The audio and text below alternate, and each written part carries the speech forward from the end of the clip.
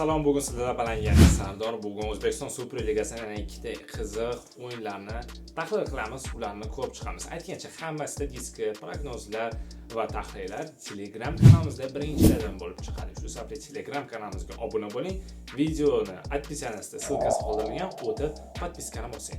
Ana endi biz ikkita o'yinlarni tahlillarini boshlaymiz.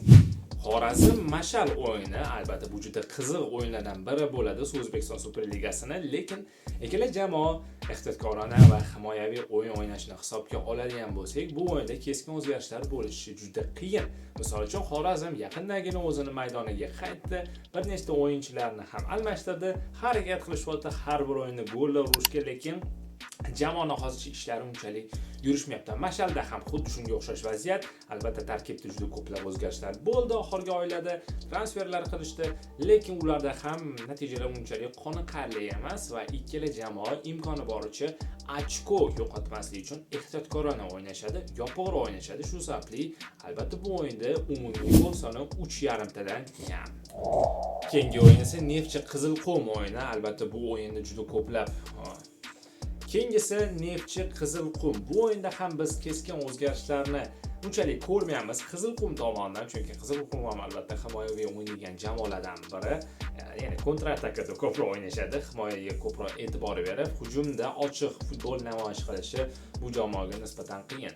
Lekin Neftchi o'z uyida o'ynashini hisobga oladigan bo'lsak, Neftchida imkoniyatlar ko'proq deb o'ylayman. O'zi vodiy jamoalardan Neftchi eng asosiy dominant klublardan biri hisoblanadi. Ya'ni Navbahor, Neftchi, Andijon aytishimiz mumkin va Neftchini ham o'yin uslubi aynan shu Andijon Navbahorga o'xshashib ketadi. Hujumda juda yaxshi harakat qilishadi, himoyada ham tartibli o'yin bor va asosiy tarkibda O'zbekiston terma jamoasining bir nechta yulduzlari ham o'ynashini hisobga oladigan bo'lsak, ya'ni zaxirasi kuchli demoqchiman, o'zi umuman tarkibi kuchli.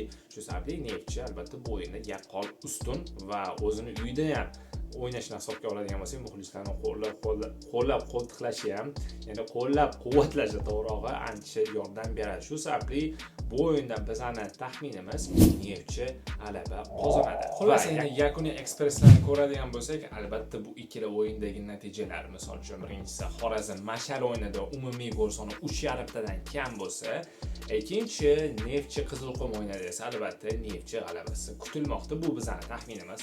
Hammasi ham 100% ishlamasligi mumkin bu taxminlarimizni, lekin biz bu taxminlar, statistika analitikalarni biz jamoalarning tarkibi hozirgi holatiga qarab ko'rib chiqdik, prognoz qildik va shunga o'xshagan qiziq prognozlarni Telegram kanalimizda olsangiz bo'ladi. Telegram kanalimizga ссылка videoni opsiyanasida o'tib podpiskani bossangiz, YouTube boshqa joylarga chiqadigan informatsiyalarni birinchilardan bo'lib ko'rsangiz bo'ladi. Shunga biz bu ikkita o'yinni kuzatamiz, yana tahlil qilamiz va sizlarga yana yangi, svejiy informatsiyalar bilan qaytamiz. Keyingi videolarda ko'rishguncha